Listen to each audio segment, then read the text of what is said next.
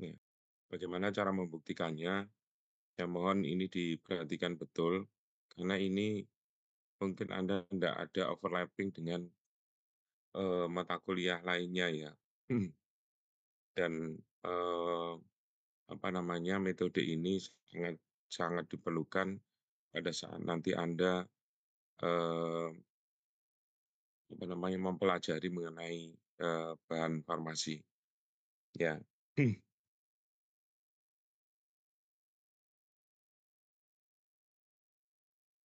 Jadi, mmm, untuk membuktikan itu, kita melakukan dengan cara mengkarakterisasi mohon maaf, mengkarakterisasi bahan padat itu ya, ini yang, mungkin nanti tidak ada overlap di lainnya adalah analisis termal. Ini saya kira tidak dianalisis juga tidak diajarkan ya, di tempat lain tidak ada. Kemudian di fraksi sinar X, ini juga tidak diajarkan, mikroskopik juga tidak.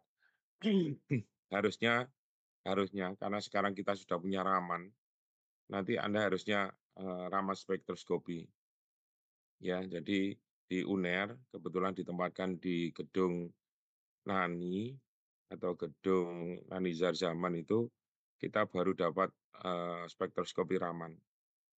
Jadi sekarang kita bisa membuktikan, analisis bahan padat itu baik kuantitatif maupun kualitatif itu dengan spektroskopi Raman. Ya, tapi ini baru saja datang.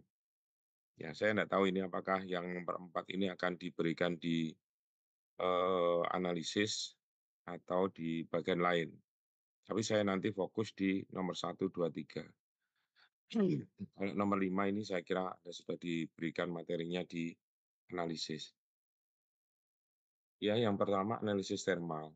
Analisis termal ini kita, alat yang lama juga ada, yang baru juga, eee, owner juga baru beli ya DSC, ada 2 DSC yang baru yang dibeli, satunya ditaruh di NANI, satunya ditaruh di LHTR. Jadi analisis termal ini spesifik untuk bahan padat. Analisis ini digunakan untuk mengukur karakter fisik dan kimia suatu sampel berdasarkan fungsi suhu dan waktu ya. Jadi, analisis termal ini bisa DSC atau DTA. Kemudian yang kedua adalah termografimetrik.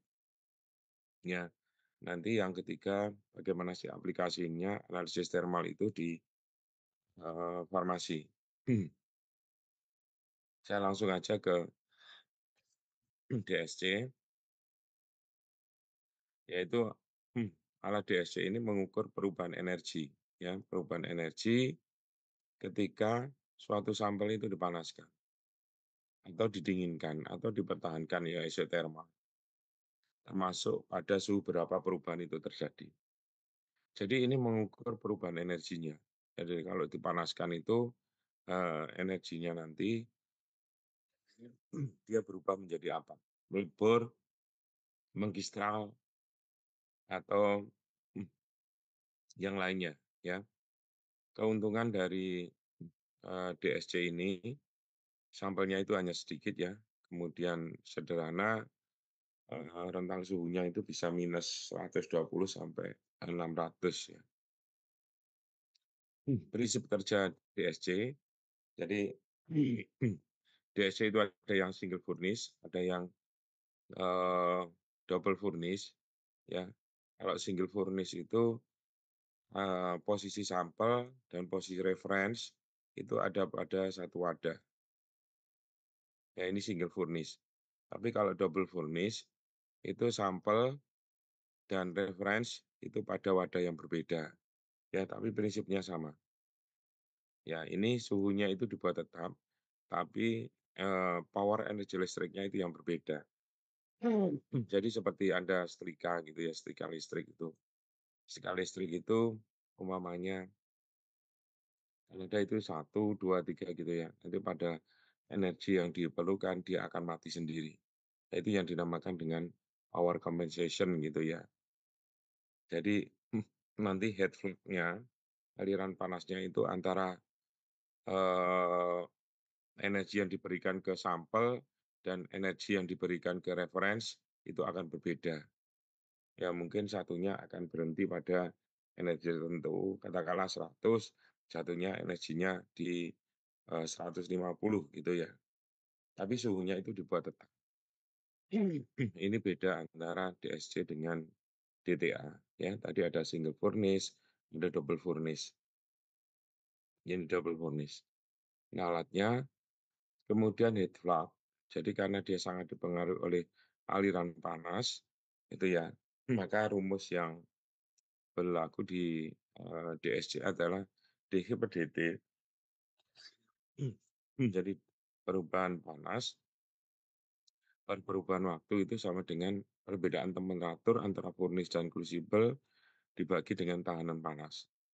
Ya, prinsipnya ini kan, membandingkan antara energi yang digunakan untuk mengukur atau mengkristal sampel dibandingkan dengan referensinya.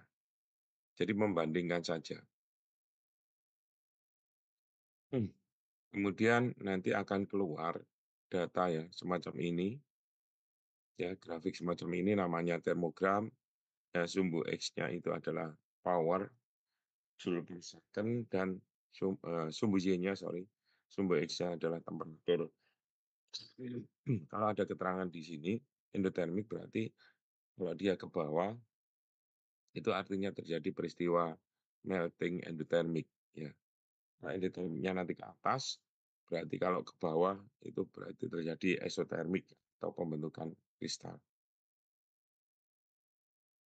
Berdasarkan rumus dari tadi, dH per dt, maka hal-hal yang perlu diperhatikan, yang pertama heating rate. Jadi kecepatan pemanasan itu sangat menentukan nanti. Kemudian heat capacity, kemudian kinetic event, apakah terjadi melting atau degradasi gitu ya. Kemudian yang keempat, thermal resistance antara sampel dan reference. Ya, yang kelima, perbedaan temperatur antara sampel dan reference. Tentu sebelum digunakan itu harus dilakukan optimasi terhadap seperangkat alat ini, karena alatnya itu terdiri dari, jadi di dalamnya itu ada analytical balance atau alat apa, alat timbang ya. Jadi ada yang sangat sensitif, jadi kurang dari 1 miligram, ada yang 1 sampai 10 miligram, rata-rata ini. Yang kedua ini. Ada yang 10 sampai 20 miligram. Ya, kemudian ada aliran gas, yang ini digunakan untuk mengontrol panas ya, baik itu nanti suhu minus maupun suhu plus. Ya, kemudian ada apa namanya, aliran ini. Ya, kemudian di samping, optimasi juga diperlukan kalibrasi untuk memastikan alat itu sesuai dengan standar. Ya, kalibrasi itu bisa dikalibrasi temperaturnya atau yang dikalibrasi itu entalpinya, ya, atau energinya. Dilakukan dengan bahan yang sudah terstandar, biasanya menggunakan indium. Nah, ini tadi pengaruh kecepatan ya. Jadi heating rate atau pengaruh kecepatannya kalau, Anda nanti melakukan, eee, analisis gitu ya dengan sangat cepat itu, maka kurvanya akan seperti ini. Ya, kemudian kalau 20 derajat per menit jadi semakin lebar gini karena cuma makin cepat. Rata-rata yang umum digunakan itu adalah 5 derajat per menit sampai 10 derajat per menit. Itu sudah cukup cukup membutuhkan waktu yang lama. Kemudian ini tadi, efek, perubahan kecepatan pemanasan ya terhadap nilai transisi dari indium ya. Jadi standarnya itu kan indium, jadi di sini kelihatan kalau entalpinya mungkin sama ya. Tapi kalau di sini coba perhatikan yang di 5 sama 10, ini kira-kira nilainya sudah hampir sama. di sini. Ya, waktunya itu kira-kira 10 sampai 20 menit. Sehingga umumnya yang dibawa ini, umumnya untuk sampel-sampel yang dianalisis itu, ya baik itu di pustaka maupun yang dilakukan di laboratorium, itu jangan lupa menuliskan kecepatan pemanasannya itu berapa. Ya biasanya 10 derajat per menit atau 5 derajat per menit, itu sudah cukup, bagus hasilnya. Ini kalibrasi, kalibrasi DSC dengan, indium. Dari indium itu adalah biasanya kalau beli alat itu dikasih dengan kalibratornya sekaligus. Ada beberapa, kalibrator, tapi yang umum digunakan untuk farmasi ya indium ini. Dia biasanya mempunyai nilai tertentu, baik itu delta H-nya maupun, titik leburnya ya. Dicek nanti sesuai enggak ini. Jadi umpamanya indium, ini melting point-nya 156 ya, kemudian ini biasanya memang kita menggunakan indium ini. Kita lihat di sini, oh iya, berarti di sekitar 156 gitu ya. Nanti alatnya masih, cukup, bagus, ya harus dicek terus ini. Ya bisa juga dengan menggunakan lead, zinc gitu ya. Tapi bahan farmasi itu biasanya indium, karena bahan farmasi kan rata-rata kalau organik itu di sekitar, 250 sampai 300 lah maksimal. Sudah itu dipanaskan ini biasanya menjadi arang ya. Sampelnya untuk DSC ini bisa padatan, ya tapi kalau, padatan ini harus dipastikan dia free flowing ya. Jadi, diayak dulu gitu ya ukurannya biar seragam gitu ya, sehingga nanti distribusi energi panasnya itu bisa merata. Kemudian kalau sampelnya itu liquid, bisa juga liquid-nya itu digunakan pipet pastur, kemudian kalau krim dan emulsi itu harus diaduk dulu untuk homogenitas. Ya, ini, untuk preparasi sampel menggunakan DSC maupun DTA. Kemudian ini adalah tempat sampel atau sampel bench, ya umumnya seperti ini, terbuka. Ada juga yang nanti dilihat ya, yang punya kita yang lama itu yang tertutup, ya yang tertutup, sehingga kalau saya gunakan sampel semi solid maupun liquid, itu biasanya saya kasih lubang gitu, saya kasih lubang kalau dia itu tertutup. Supaya nanti, airnya itu menguap ya. Ini tolong perhatikan melting point. Jadi selalu kalau Anda membuat yang namanya termograf, harus ada keterangan di sini. Endotermiknya kemana? Atas atau ke bawah? Ya tadi ke bawah, kalau ini dikatakan endotermiknya ke atas. Artinya kalau dia ke atas, berarti kurva ini atau termogram ini terjadi peleburan, ya. Ini, mmm, ini nanti mungkin saya berikan di ujian ya, kayak gini saya kasih isinya untuk jadi yang pertemuan pertama, kedua itu lebih banyak ke MCQ mungkin ujiannya, tolong dicatat Mas Evan. Kalau yang pertemuan ketiga ini saya lebih banyak nanti di, interpretasi data, itu ya. Jadi kalau datanya seperti ini itu gimana? Kamu cara bacanya itu gimana? Ya selalu kalau ada grafik, termograf seperti ini, cari dulu ininya Mas, ya endotermiknya kemana, supaya tidak keliru Anda memaknai. Jadi kalau sesuai dengan, endotermiknya, artinya terjadi peristiwa endotermik, ya kalau endotermik berarti terjadi melting kayak gini. Kalau dia, eksotermik, artinya terjadi peristiwa kristalisasi atau terbentuknya kristal yang baru. Jadi kalau dilihat dari gambar di sini, ini ada yang melebar seperti ini ya.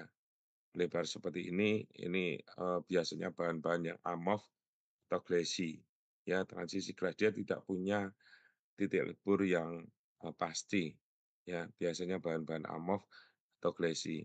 Bisa juga nanti ini air gitu ya, air yang terjerembab di dalam bahannya ini. Jadi nanti saya kasih gambar, nanti ini apa, ini apa, ini apa, gitu ya. Ya, ini juga gitu. Jadi kalau di sini, coba ini perhatikan, ini endotermiknya ke atas.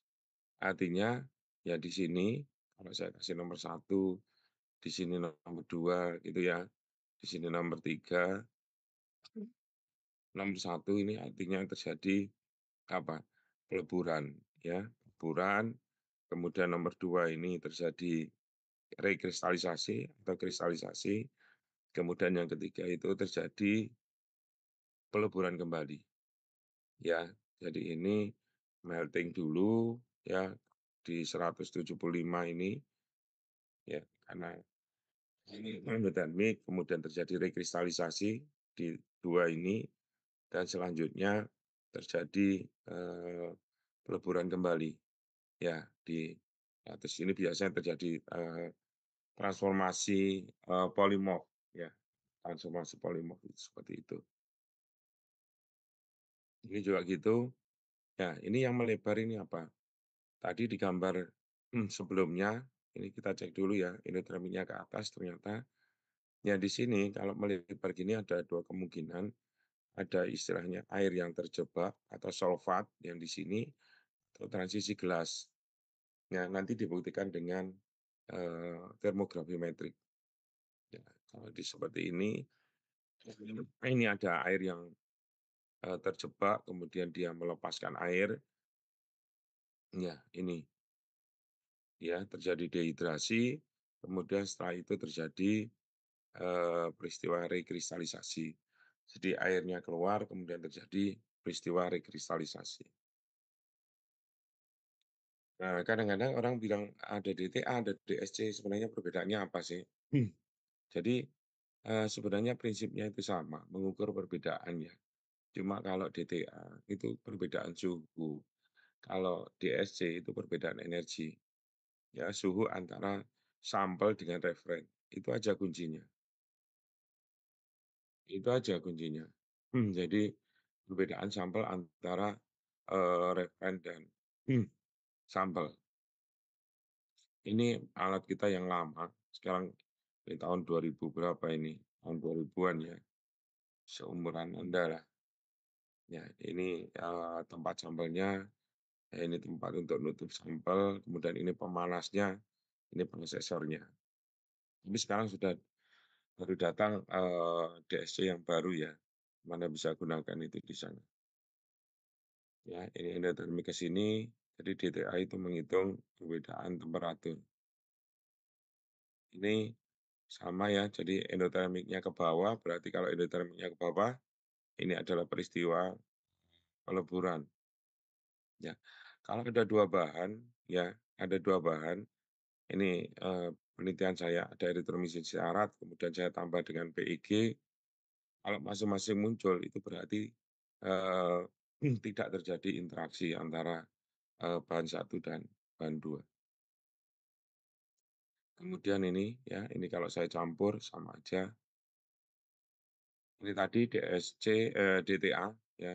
Jadi perbedaan sampel dan reference. Kalau DSC ini kan ya percobaan nih ya.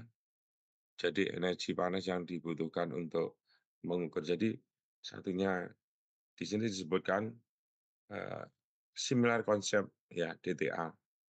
Jadi konsepnya itu antara DSC dan DTA itu sama ya, membandingkan antara sampel dan reference, satunya mengukur heat flow, aliran panas, yang satunya perbedaan temperatur.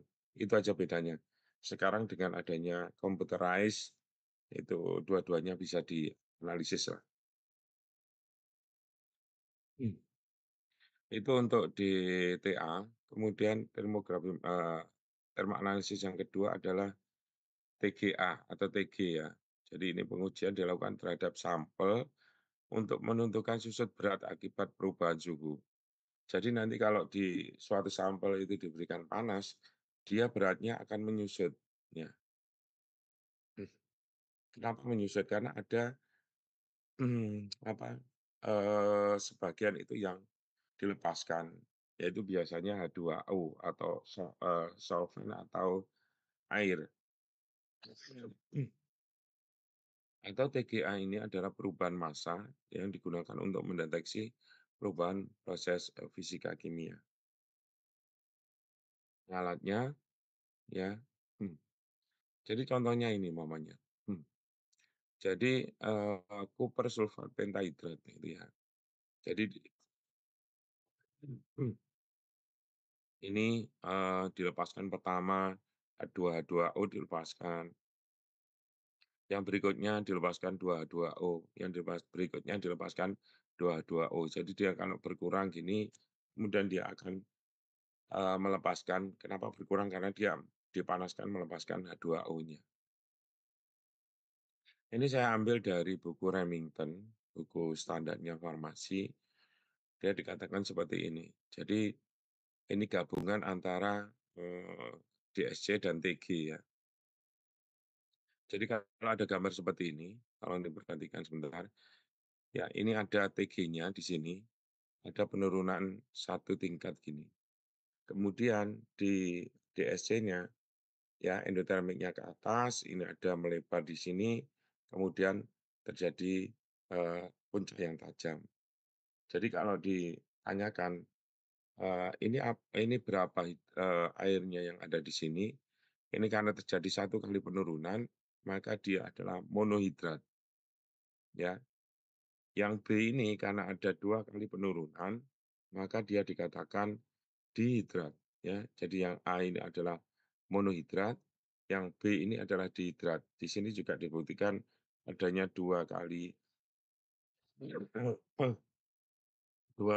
penurunan, grafik dari, DSC.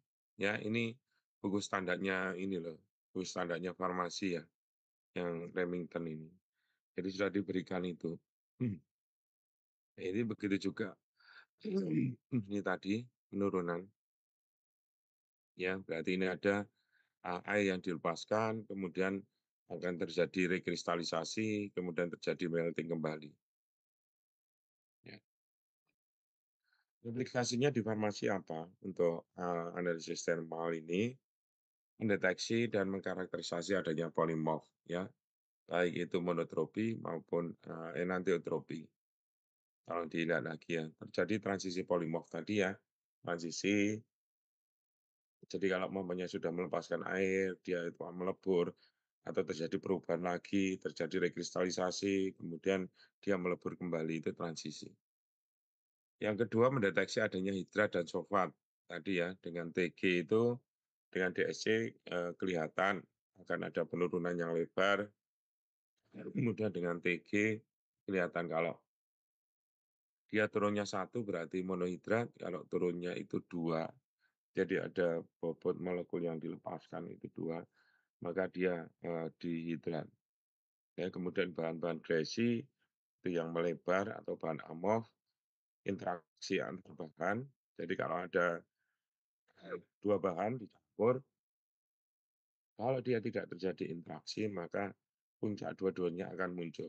Tapi kalau ada tambahan satu puncak atau hilangnya puncak yang lain, berarti terjadi interaksi antar bahan.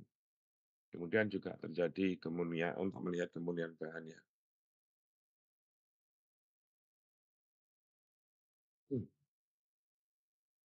Iya, untuk peristiwa, monotropi, enantiotropi masih ingat ya? Monotropi contohnya Olim kakao, ya, Olim kakao, terus kemudian kalau enantiotropi itu, sulfur ya. Ini enantropik jadi bisa bolak-balik gitu, monotropik nggak bisa bolak-balik, mendeteksi hidrat, ya berapa hidratnya harus dikonfirmasi dengan termografimetrik, ya. Kemudian ini yang glesi itu melebar. ya puncak-puncaknya. Memang untuk memahami termogram ini harus, berulang-ulang gitu ya. Kita harus mengalami sendiri, kalau enggak kita enggak tahu apa sebenarnya yang terjadi. Interaksi bahan tadi sudah saya sampaikan, kalau ada 2 bahan, dicampur kemudian apa namanya, di DSC atau DTA akan kelihatan ya, apakah campuran 2 bahan ini terjadi interaksi enggak. Ya nanti mesti kamu semester depan sama Bu Dani ditanya ya, untuk melihat, apakah suatu bahan itu, apa namanya, terjadi interaksi dengan bahan lainnya, ya salah satu caranya dengan, DTA atau DSC. Kemurnian bahan, jadi kalau semakin murni, itu puncaknya semakin tajam ini. Ya, nantinya kalau murni itu kan susunan atom atau molekulnya semakin teratur ya. Kemudian ini nomor 2 harusnya ya, difraksi sinar X, ya, prinsipnya apa, ya. Jadi difraksi sinar X itu, eee, sepengetahuan saya itu ada 2, ada yang difraksi sinar X, serbuk, ada yang difraksi sinar X, kristal tunggal. Di UNER masih punya yang, powder X-ray diffraction, ya di FTMM, ya satu-satunya, X-ray yang ada di UNER itu ya di FTMM ya. Jadi powder X-ray diffraction. Kalau single kristal kita belum punya. Biasanya teman-teman itu, untuk melihat, apa, struktur internal bahan gitu ya, hasil sintesis atau hasil interaksi gitu, yang single kristal biasanya dikirim ke Jepang. Kalau di Jepang sudah banyak, alat-alat single kristal gitu, ya. Di Jepang, di Eropa itu cukup banyak ya. Oh, di UNER saja yang punya baru LTMM untuk, X-ray-nya, powder X-ray diffraction ya. Kita beli tahun 2022 ya. Harganya memang meskipun kecil harganya cukup mahal, ya. Jadi tidak boleh, ya sekitar 3 miliar lah. Kalau single kristal itu ya mungkin sekitar 7 miliar gitu ya. Ya kita belum punya. Jadi, X-ray ini adalah teknik analisis yang cepat, terutama digunakan untuk identifikasi fase bahan kristal ya, dan memberikan informasi dimensi sel satuan. Ya ini memang dimulai dari Jerman gitu ya, kemudian yang merumuskan, rumus dari, kristal itu adalah Debye dan Scherrer dari Jerman. Ya dasarnya dasarnya itu, nanti saya anukan gambarnya aja. Ya nanti ada sinar X ya, sinar X ini dari sini ya, kemudian dia difilter ya, panjang gelombangnya dipilih yang, 100 sampai 0,0 Armstrong gitu. Kemudian dia nanti akan melewati celah ini ya dengan, panjang gelombang 1, K alfa 1,54 nanometer, dia akan mengenai sampel ini ya, kemudian mengenai sampel, dia akan didifraksikan ya, didifraksikan. Itu yang dihitung sebagai, difraksi sinar X, yang namanya difraksi sinar X. Ini alatnya, alat kita semakin hari semakin canggih, jadi semakin kecil. Jadi ini sama seperti tadi, ini ada, tabung ya, ini ada tabung untuk menghasilkan sinar X ya, kemudian akan melewati slit tadi, dipilih anu tertentu, ya, kemudian, ini slitnya ya, di sini, kemudian dia akan menembak sampel, sampelnya kemudian difungsikan, ditangkap oleh, detektor ya, jadi di sini. Hati-hati ya sinar X ini biasanya, kacanya itu timbal ya. Ini kalau dia ndak menutup sempurna, mesinnya itu ndak mau jalan. Ya karena kalau, terjadi hamburan difraksi sinar X, bisa terjadi hal-hal yang tidak diinginkan. Makanya safety-nya itu biasanya kalau alatnya itu tidak menutup sempurna, mesinnya itu ndak mau jalannya. Ini sama, Jadi, pengertiannya seperti itu. Ya ini yang single kristal. Jadi single kristal sebenarnya sama, cuma di sini sampelnya itu kita belum punya, ya. Di Jepang kemarin saya lihat cukup banyak, di Eropa juga cukup banyak ya, mesti punya mereka. Karena, ini mungkin untuk mempelajari bahan-bahan, baik itu bahan obat, polimer itu sangat, penting sekali ya dengan, X-ray single crystal ini. Ya, cuma bedanya di, tempat sambalnya saja. Ya, untuk membuat single kristalnya ini, supaya ya ini prinsipnya, supaya nanti kita bisa menentukan apakah dia, eee, kemarin yang monoklinik, ortorombik itu ditentukan dengan X-ray single kristal. Ya, kalau powder itu nggak bisa, nanti powder itu bisa melihat mungkin puncak-puncak tertentu gitu ya, kemudian apakah dia amorf apa enggak, ya, apakah dia punya polymorph enggak, itu bisa pakai powder X-ray diffraction. Tapi kalau sudah menentukan dia itu monokronik, ortorombik atau triklinik gitu ya, itu ditentukan dengan X-ray single crystal. Ini dasarnya tadi, ya Debye dan Scherrer, kemudian dirumuskan oleh Tuan Bragg, namanya hukum Bragg gitu ya, atau Bragg law. Jadi ada sinar yang datang, kemudian dia akan mengenai atom atau molekul di sini, kemudian dia nanti akan difraksikan, ya, sinar X yang difraksikan. Ini kan namanya difraksi sinar X. Nah, ini, sampelnya bisa seperti ini, bisa seperti ini ya. Ya ini persamaan Bragg, ya, untuk menghitung. Ya, ini, apa namanya, grafiknya seperti ini. Ya, yang ke atas itu count per second, yang di sini adalah 2 theta, 2 theta ininya. Kenapa 2 theta? Ini tadi ya. Ya, jadi ini kalau saya tarik garis ini kan theta ya. Nah, ini theta tadi gitu kan. Nah, di sininya akan theta juga. Jadi makanya namanya 2 theta, ya. Nih.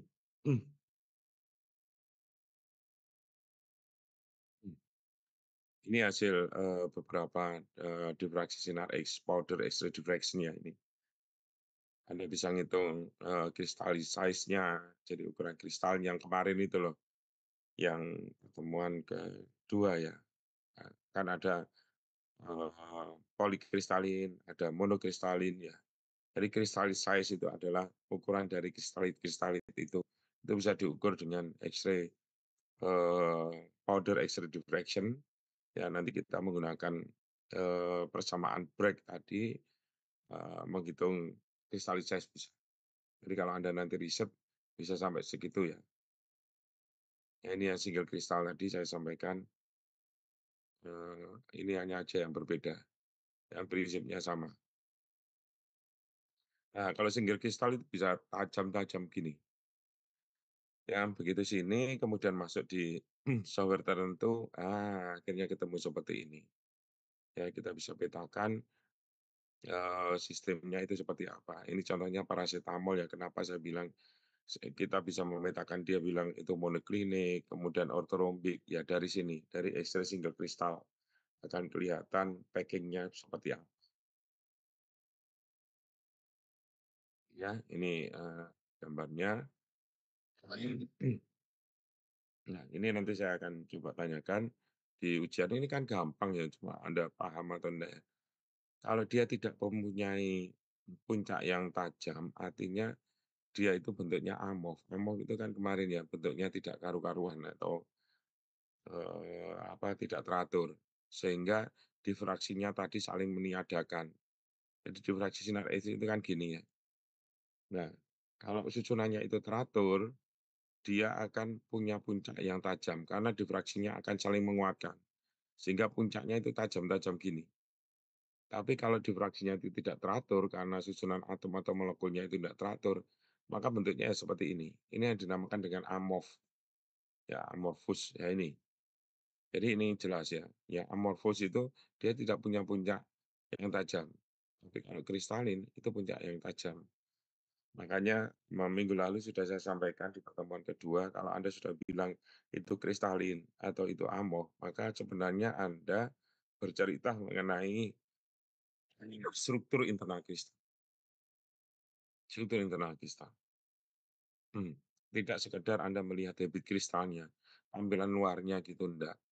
Tapi Anda sudah membicarakan susunan atom atau molekul di dalam, suatu bahan. Ini kalau polimorf, ya saya punya pengalaman banyak ya. Jadi banyak teman-teman di industri itu yang enggak paham kalau ingin me to track gitu ya, atau mencontoh gitu ya. Saya itu sudah, formulanya sudah nyontoh ini, tapi kok saya, hasilnya enggak sesuai dengan yang dicontoh gitu. Setelah kita analisis, ternyata, eee, apa namanya, difraksi sinar X-nya berbeda. Dia bilang, "Oh sama," gitu. Kalau dilihat dengan mata biasa dan tidak punya keilmuan ya kelihatannya sama. Tapi kalau orang yang memahami betul, karakteristik bahan, tentu ini akan berbeda. Ayo coba perhatikan, ini sangat tajam, ya, ini di sini enggak, ya, ini artinya ada pergeseran, ya ini mungkin agak sama. Ya, ini tajam, gitu. Jadi kalau ada bahan dengan 2 karakter ini, kalau enggak paham, saya dulu pernah ada orang industri itu, ya gitu, dari Jawa Tengah maupun dari Jawa Timur itu tanya, "Pak, saya mau buat ini, tapi kok hasilnya enggak sama," gitu ya. Padahal sama ini data-datanya dikasihkan saya. Saya bilang, "Enggak sama itu, ya itu ada polimorf itu, jadi tentu sifatnya itu berbeda," gitu ya. Hmm, jadi jadi sifatnya itu berbeda, meskipun kelihatannya sama. Yang ini kalau ini bentuknya lebih kristalin, biasanya kelarutannya lebih kecil dibandingkan bentuk yang amorf, ya. Ini polymer tadi, mmm, ini adanya hidrat dan anhidrat. Nah, ini jangan mudah dibohongi gitu ya, amoksisilin anhidrat dan trihidrat umpamanya. Mungkin struktur dasarnya sama, minggu lalu sudah saya sampaikan di pertemuan kedua juga, makanya di, solvat atau hidrat itu dikatakan sebagai pseudopolymer. Karena sebenarnya dia tidak merubah secara keseluruhan susunan atom atau molekul, hanya ada sisipan-sisipan ya dari solvat atau hidrat itu ke dalam susunan atom atau molekulnya. Ya sehingga, sepertinya bentuk secara keseluruhan itu sama, tapi ini tentu berbeda ya. Panjang, ini di 2 theta berapa, ini di 2 theta berapa gitu ya. Ya, ini kan sudah, berbeda, ini bergeser, yang tinggi di sini, ya, ini di sini. Ini berbeda ini. Tentu ini akibatnya apa? Bobot jenisnya itu berbeda, ya, sehingga titik, leburnya berbeda, sehingga kelarutannya juga bisa berbeda. Tadi, eee, di Remington juga dikatakan gitu kan, antara dihidrat dan monohidrat, ya beberapa, ini yang amorf dan kristalin, indometasin saja, ada indometasin yang gamma itu yang ini ya, kemudian ada endomethacin yang alfa, itu yang ini, terus ada yang amorf, ya. Ini kelihatannya juga sama, tapi di sini loh ada puncak yang berbeda, ini puncaknya berbeda. Ya, sehingga ini, makanya kalau Anda bilang, hmm, endomethacin ada yang, apa, minum gitu cepat, sembuhnya, ada yang enggak ya, nah, mungkin perbedaan ini ya, dan ini jarang orang yang mempelajari ini. Yang berikutnya adalah mikroskopi, ya ini harusnya ketiga ini. Mikroskopi, ini yang kita punya, sekarang kita punya semua ya, SEM, TEM itu punya. Ya SEM itu ada di FTMM juga, saya waktu itu beli sekitar 3, berapa miliar gitu ya. Ini sekarang sudah bisa digunakan, ya. Kemudian ada Hounsett mikroskop itu ada di farmasi sebenarnya. Dulu saya belikan itu, sekarang nggak tahu dipakai. Ya, ini yang, metode Kofler, orang kalau bilang metode Kofler. Jadi nanti di polarisasi mikroskop itu ada pemanas, untuk memanaskan gitu biasanya. Terus kemudian bisa di-trade gitu ya, gambarnya seperti apa. Ini contohnya ya, ini saya lakukan waktu saya berapa tahun yang lalu ya, mungkin 12 tahun yang lalu ya. 12 tahun lebih yang lalu waktu saya disertasi. Ini kelihatan, saya meleburkan erythromycin salat gitu ya, kemudian terjadi kristalisasi lagi, itu kelihatan dengan bagus. Ini PEG sendiri, kalau PEG saya tambah dengan erythromycin salat ternyata bentuk urean gini ya. Jadi, saling dispersi satu dengan yang lainnya. Ya, ini bisa tergambarkan dengan jelas, ini bukan gambar ya, ini hasil dari mikroskop polarisasi. Ini saya PVP, waktu itu saya lihat, ya PVP itu sulit, makanya dia amorf ya, dia nggak mungkin mengkristal ini. Nah ini yang sekarang banyak, saya teliti mengenai, terbentuknya kokristal ya. Jadi ternyata sekarang lagi banyak mulai tahun 2000-an itu banyak diteliti orang, dikembangkan untuk mengatasi, kelarutan bahan aktif farmasi yang kurang. Ya, ternyata bahan-bahan tertentu jika direaksikan, Anda biasanya kan, terjadi reaksi itu OTT gitu ya, obat tidak tercampurkan. Tetapi setelah diteliti, obat yang nyampur itu bisa bermakna positif, bisa bermakna negatif. Ya, ini saya kasih contoh yang, mmm, saya teliti ya dengan Bu Putri, kalau kamu lihat di sana. Ini skripsinya Bu Putri ini, antara ibuprofen dan asam stearat ya. Jadi ini saya lihat, antara ibuprofen. Jadi yang sorry ini ibuprofen, ini yang asam stearat. Kalau ini saya sama-sama dipanaskan di bawah mikroskop polarisasi tadi, didekatkan ternyata di tengah-tengahnya ini ada seperti sungai ini. Ya, inilah yang disebut dengan eutecticum. Ya, ini kasusnya terjadi di, industri waktu itu.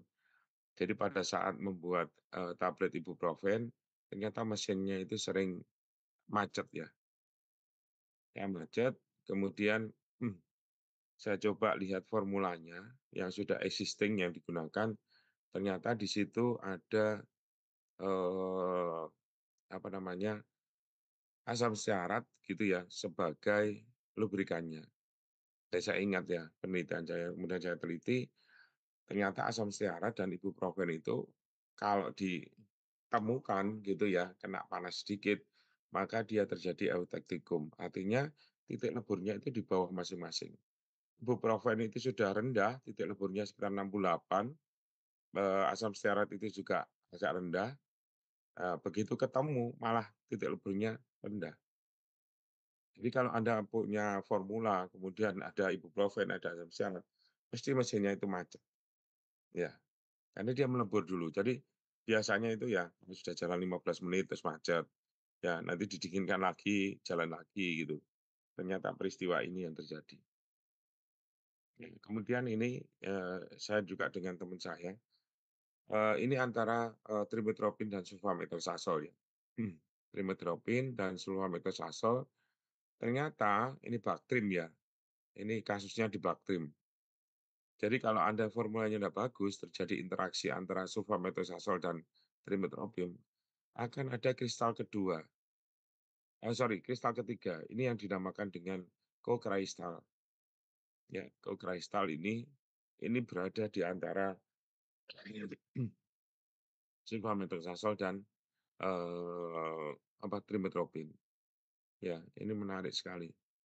Ya, hati-hati sehingga Bactrim itu kalau Anda membuat suspensi Bactrim, ya, Anda formulanya tidak bagus, terjadi, kokristal ini yang menyebabkan terjadinya cracking. Jadi suspensi kayak Bactrim gitu ya, formulanya nggak bagus, dia akan cracking, jadi susah untuk didistribusikan kembali. Karena terjadi peristiwa pembentukan kokristal ini. Ya, ini nikotinamid dengan trimethoprim, kemudian ini saya artesunat dengan nikotinamid, ya ini trimethoprim tadi ya terjadi eutecticum, ya ini eutecticum kalau ada sungai-sungai gini. Ini ini saya ambil dari buku ya, dari buku, Solid State Chemistry of Drug ya, Anda tahu.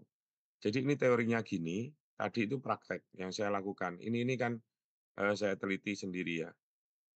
Kalau ini dari buku, ini dia meneliti antara Paranitrophenol dan benzamid. Ternyata ya sama. Jadi ini, 113 itu punyanya paranitrophenol, benzamid itu di 128 ini. Jadi kalau ketemu itu akan terjadi eutecticum dengan suhu lebur 84 dan titik eutecticum kedua di suhu 91. Di tengah-tengahnya itu ada kristal yang baru. Ini yang dinamakan dengan co-kristal. Ya, ini teori ini. Ternyata dia ambil juga dari penelitian dia mungkin ya. Nah ini parasetamol dengan penasetin, hati-hati.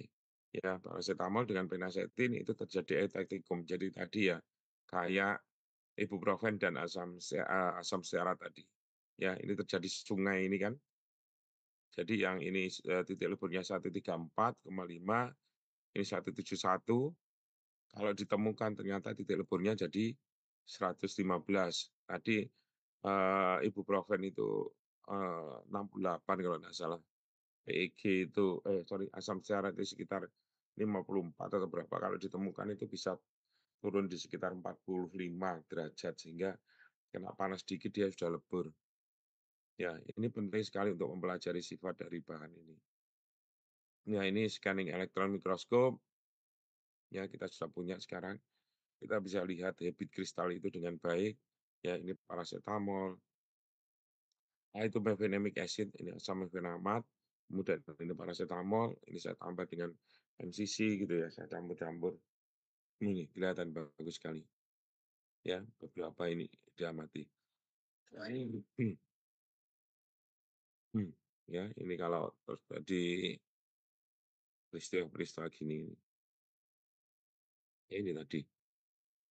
Oke, ini silakan nanti baca, ini sedikit saya di sini, sampai kalau peristiwa itu banyak di ini, polimorfik ini, kemudian ada di ini juga, ada di Remington, ada di Britain ini, ya. Britain ini Theory and Principle of Polymorphic System, berarti ke solid ya.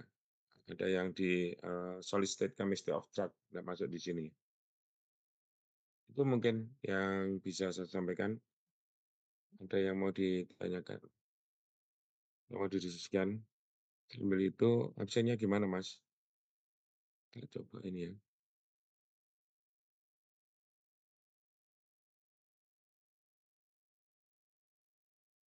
Coba lagi ya, Mas ya. Iya.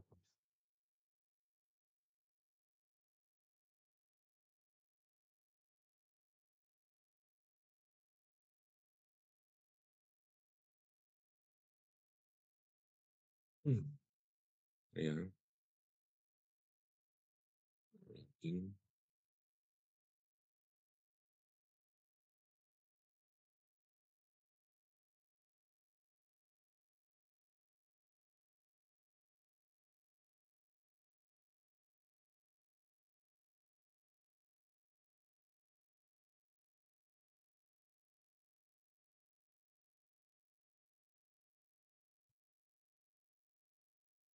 silakan sambil nunggu ini. Jadi nanti yang ini, mungkin kalau ujian gitu banyak saya, gambar-gambar tadi ya. Bisa, Mas? Ya segini aja lah. Ya segini aja lah. Ini teman ke-7 ya, nggak keluar. Ya, kalau lihat jumlahmu kan sudah masuk semua tuh.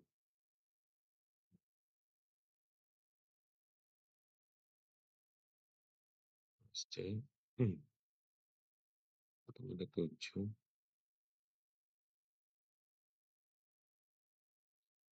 Ini 68, kamu berapa ini? Sampai yang nggak masuk ini? Ayo share. 65 sama saya berarti 64, ada 4 yang nggak masuk. 64 yang ada. Siapa ya 4 yang nggak hadir ya? Kita mengundurkan diri ya. Ada di bawah-bawah kalau nggak salah. Kita izin. Siapa yang nggak hadir? Mufarija. Hadir, Prof. Hadir ya? Siapa ya yang nggak hadir ya? Ahmad Rizky 666 enggak hadir. Memang dari awal nggak hadir. Iya, siapa? Rizky ya? Ahmad Rizky. Heeh. Oh, atau ini yang nggak dicat ya. Gini aja. Ntar saya tak lihat ini Mas, yang nggak salah pertemuan ke-6 ini juga.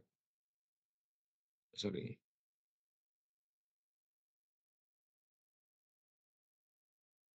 Ini nih.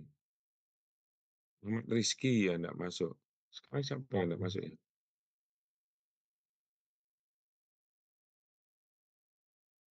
Ahmad Rizky, berarti 667.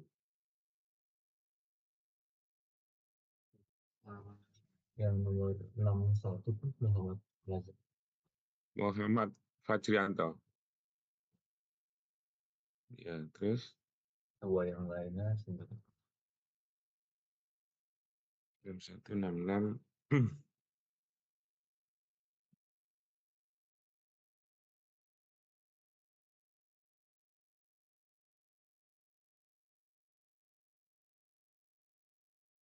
Masa saya panggili.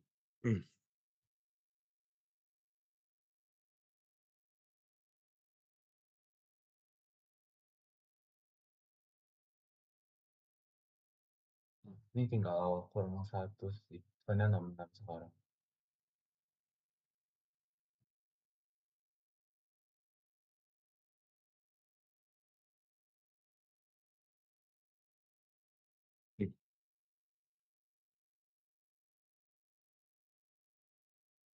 Apa ini? Givari, ada Givari. Givari, Muhammad Tarik. Halo, Ada sih Prof. Ternyata. Prof. Atas nama Givari hadir, Prof. ada. Tarik ada. Estrana. Hadir. Ya, wes tak konten bawah ya. Alia. Alia Dianti. Hadir, Prof. Atta. Hadir, Prof. Galia. Oh, gitu. Hadir, Prof. Gracia, sorry. Hadir. Namesya. Hadir, Prof. Evan Del Aswadina. Hadir, Prof. Sinta Dewi. Sintana Dewi. Hadir, Prof. Vina Oktaviani. Ina. Hadir, Prof. Mauren Mauli. Hadir, Prof. Roy Ardiansyah. Hadir Prof. Mas Darosidi. Hadir Prof. Selin. Hadir. Listania. Listania. Itu aku batuk ya. Ini Mas ya. Dua aja ya yang masuk ya. Yes, rezeki nara. Ini anu trouble anu deh, mohon maaf ini. Gini aja lah. Semua 661 sama 66 gitu aja lah. Nanti kalau ada yang enggak beres, saya dia nih ya. Oh, kok Givari kok berubah Mas? Yang masuk tadi siapa Mas? Ahmad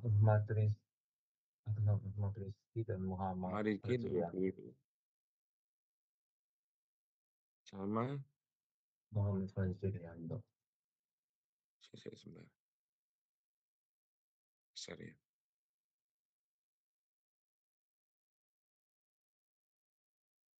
Itu saya simpan dulu. Sama Dalam 5 5 55. Muhammad Fajranto ya. Ini. Jam seberapa? Di sini aja tak simpan.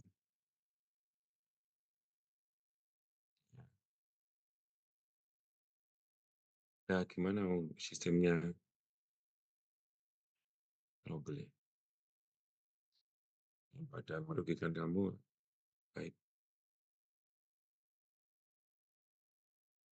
Kasih materinya.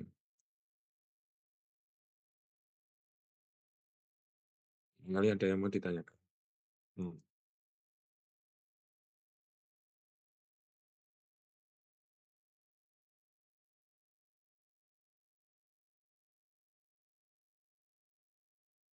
Ya, pesan saya, ya kamu harus belajar lebih luas lagi lah.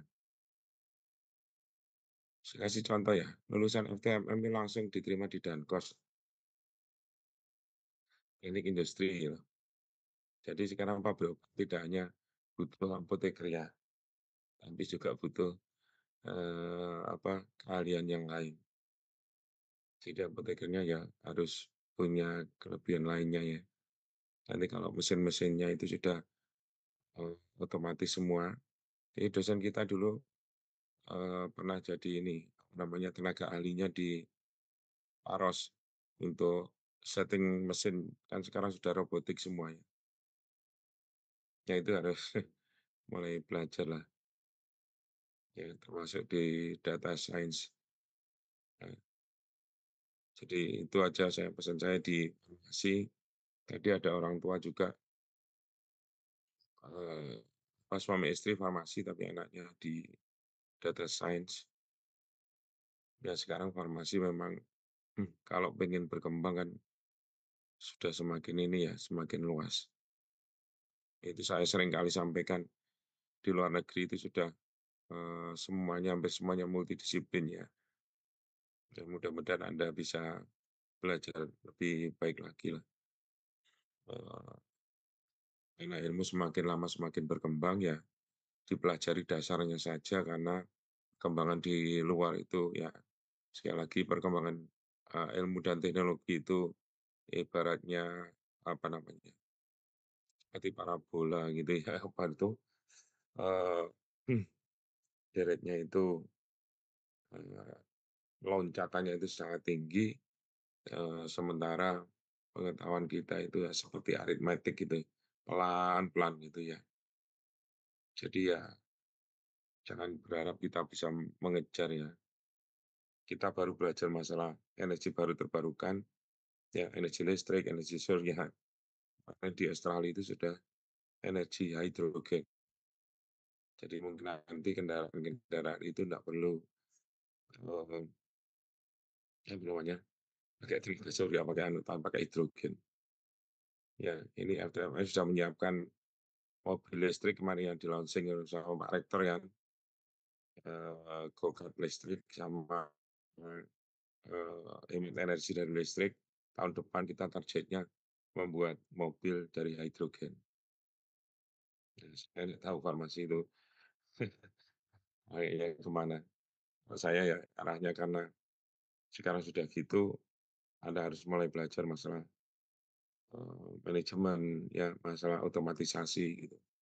Mau nggak mau ke depan ya, itulah yang apa namanya berkembang yang termasuk data science. Ya sekarang aja kan kalau dok dan seterusnya itu kan berdasarkan data science ya. Nanti kamu bisa teliti dari situ. Itu aja sih pesan saya supaya wawasannya itu bisa lebih luas lah. Ada owner yang katanya perguruan tinggi terbaik, dia harus selangkah lebih baik dibandingkan yang lainnya. Saya kira gitu Mas Evan, mohon maaf ini suaranya masih teriak-teriak terus ini. Jadi ada yang mau ditanyakan? Soalnya sudah saya beritahu juga. Jadi pertemuan pertama, kedua itu mungkin ya bentuknya biasa lah, MCQ dan seterusnya. Pertemuan ketiga ini saya lebih banyak tanya gambar-gambar tadi ya. Gambar-gambar tadi mamanya gambar termogram, DTA, DSC, Ya, kalau digabung, kemudian X-ray-nya itu gambarnya ini, maknanya apa, itu aja jawaban pendek itu supaya Anda mulai mengenal. Jadi kira-kira itu Mas Stefan. Cukup? Terus? Ya, saya dicoba Prof. Oke,